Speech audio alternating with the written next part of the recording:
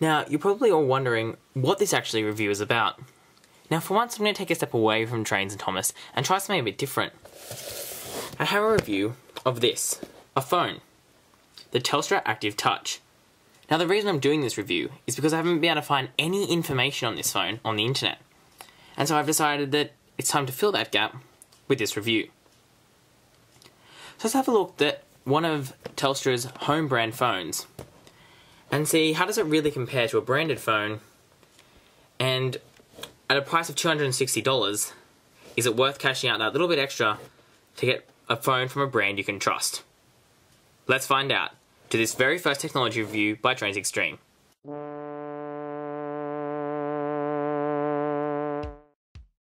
Okay, let's have a look at first the box. As we can see on the front, this is a very Telstra brand phone.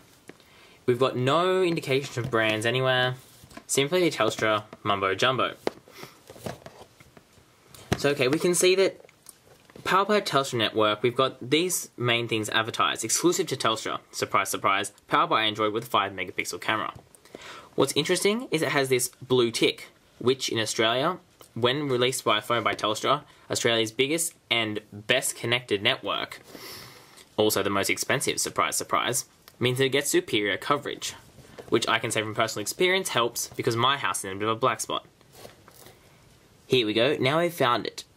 This, in fact, is a model by ZET, which is a partnership that Telstra has, which allows them to rebrand many of their ZET's phones into Telstra phones. And let's have a look. Blue tick, powered by Android, latest games, music navigation, GPS. So we can see that there's not really much information on the actual phone detailed on the side of the box. It's sort of all left up for the user to guess. For example, the important things like which version of Android it runs and which processor it has and how much is in the battery are all missing from the box. So let's have a look at what's inside. If we open up, we've got the phone on the front. Then we have the charger, a strange charger to note. Rather than having a large blocky transformer, we've got a very sleek transformer with, for some reason, this connection here rather than mounting it on the transformer itself. And then of course we've got the USB to micro USB charging cable. We've got a very thin quick start guide, headphones, a warranty condition booklet, and an Australian recyclable bag thing to put in the post. So if we have a look at the instructions, Oh.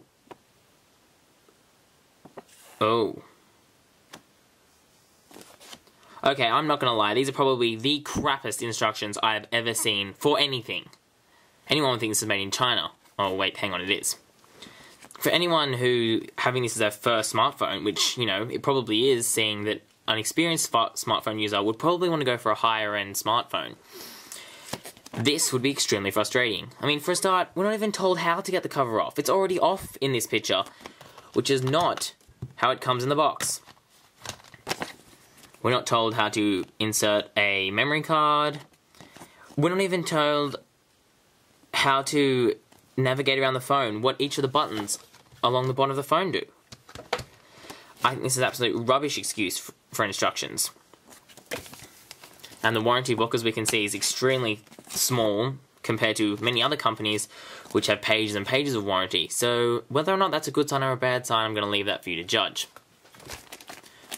The headphones, as you can see, haven't even been used. They're not particularly flash from experience with other ZET headphones, just, you know, equivalent of $20 headphones. And as I said, I've already talked about the charger. The phone itself is an interesting design, I must say. We've got a 3.5-inch touchscreen with the 4 stock Android buttons on the bottom. You can see the microphone there. We've got these 2 silver gold thingies here. I don't know what they do. If anyone knows, please tell me. And in the center, we've got the headphone jack. On this side, we've got the little thing for me to remove the back cover of the phone. We've got the headphone buttons. One of them's raised. I'm not really sure why. We've got a centrally mounted on and off button. Then on this side, we've got the camera button, once again raised, the charging port. On the back, you can see we've got the 5 megapixel camera, and then the speakers, and if we lift this up, it's actually a small hole so you can plug, can't get it open, an external antenna into the phone. Now this is handy for people in rural areas because most phones have these underneath the battery, like my current smartphone, which is not particularly intelligent. So now let's have a closer look at the phone itself. Oh look, you can see me in the reflection. Okay, let's start by switching it on. We can see the red light comes on, and rather than an ordinary logo of a company, we get the just stock standard Android logo. So while that's starting, we can compare it to my current smartphone, the Motorola Defy Plus. Now, if we put them up side by side, we can see the phones are actually quite interestingly sized. Mine is actually smaller, despite having a 3.7-inch touchscreen. And that's one thing I'll talk to you about later. We can see automatically the differences, if I can get this to come on, in interfaces for these two phones. Straight away, we've got a much sleeker look from the Motorola phone. And we can see even the designs of the buttons are different. Okay, now this hasn't got a SIM card in it or anything. So it says, please insert a SIM. Well, we slide to unlock, and we can really look at the interface of the phone. Now, it's your sort of stock standard Telstra interface. It's actually not too bad. The screen's resolution, kind of ordinary, but swiping, and opening things is actually pretty easy to do. If we have a look, we've got stock standard Telstra apps installed, such as Yellow Pages. We've got a calling function, as you can see. We've got a call log, contacts, etc. If we go into some things such as settings, we have a look, you've got your very stock standard Android settings here. And I can show you, we've got About Phone, Android 2.3.5. Now what's annoying about this is to go system updates, we need to do it from storage card, which is really frustrating.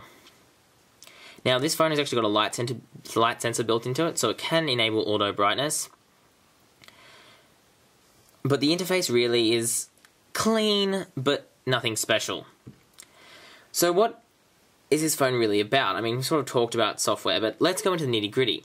No one can tell me what this processor on this phone is, so I really don't have any idea what it's like.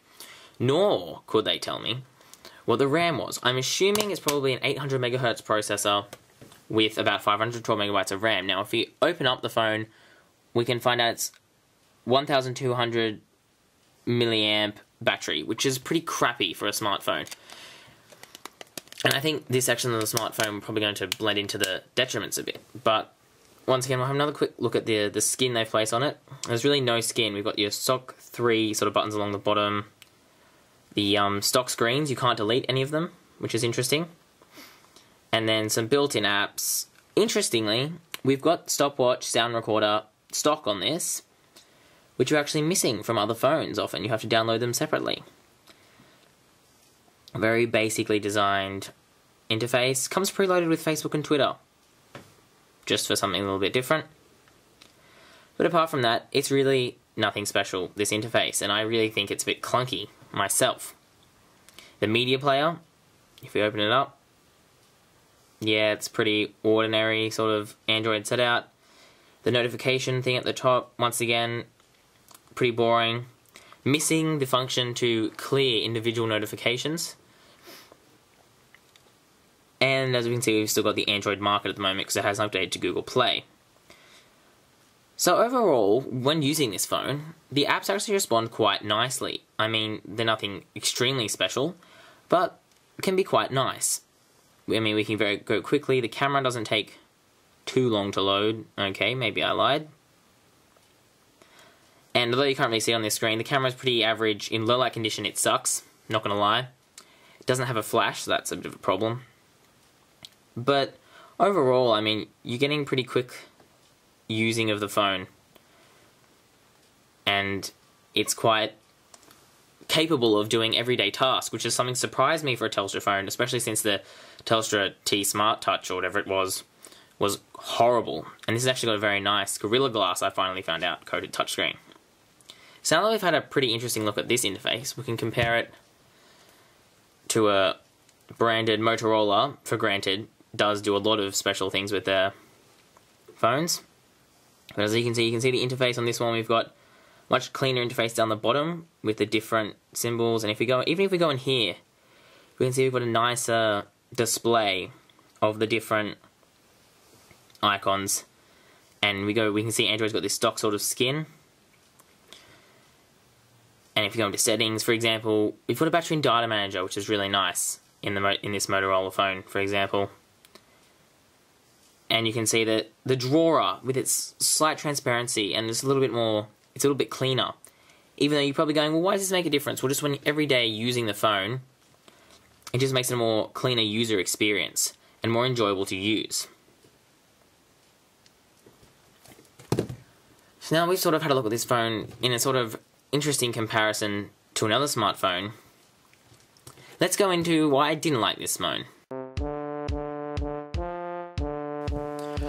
Okay, why I don't like this phone? Well, for a start, $260 and you're not really given any information. As I said, the fact that the instruction manual is actually saved on the card of the phone, but they don't tell you that, of course, is rubbish. I think that it should be a nice detailed booklet, which does actually come with this phone. You would be able to start this phone without going onto the online manual quite easily, and that was for me, and I've never had a smartphone before. I think that its actually design isn't too bad, but I'm really annoyed by the huge bezel we've got at the bottom and at the top, and if you're not a smartphone person, the bezel's like the space between the screen and the edge of the phone.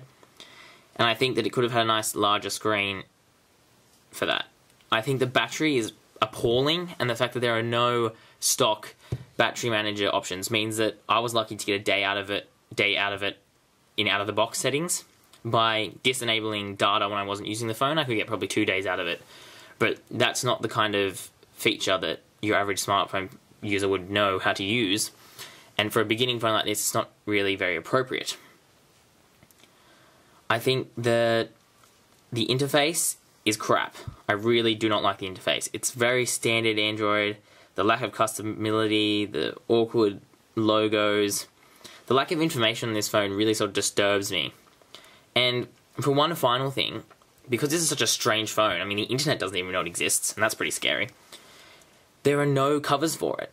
And I think that's one of the major problems with all smartphones, is that there are so many different Android smartphones out there, more being released every day, that there's no way that companies that make covers and screen protectors can keep up. So I know even for a phone like this, which has been on sale for almost a year, the original Motorola Defy and the Defy Plus, which have interchangeable covers because they physically look the same. And I've had a lot of trouble getting screen protectors for this, for example, and getting a case for this. And so this phone was virtually impossible. A screen protector I had to cut myself, which was really awkward because you generally don't get screen protectors that, even the stock screen protectors are only 4 inches, and so I had to cut it this way and that way, which was really awkward, and I couldn't get it to cover all of this. I could only get it to cover just a screen, which felt really awkward when swiping. The lack of help about this phone and the really basic interface, as well as the lack of information about it, really makes me think that for $260, I wouldn't go near it, to be honest. If I were you, I'd splash out $300 and get a phone like this, or get another branded phone. The only reason I can say this might be useful for someone is someone who maybe doesn't too heavily rely on a really sleek smartphone experience and wants the blue tick approved coverage from Telstra. But apart from that, I'm not really seeing much positive things out of this phone, and feel free to comment or ask if there's anything else you want to know about it. And also tell me how I'm going with a first technology review. Have I done a good job? I don't know how you really do these things. But anyway, that's all we've got time for talking about the Telstra Active Touch from Telstra, surprise, surprise. And that's all from now from TrainzXtreme.